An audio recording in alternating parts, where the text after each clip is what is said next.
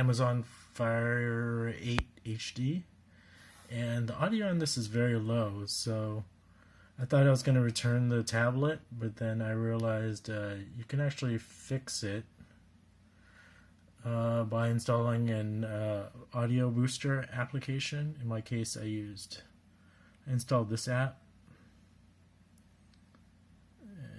It's very simple. You just can adjust the volume boost here.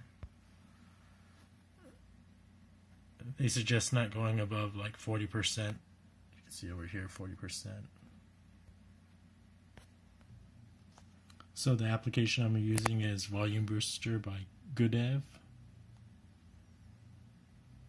So this one works pretty well.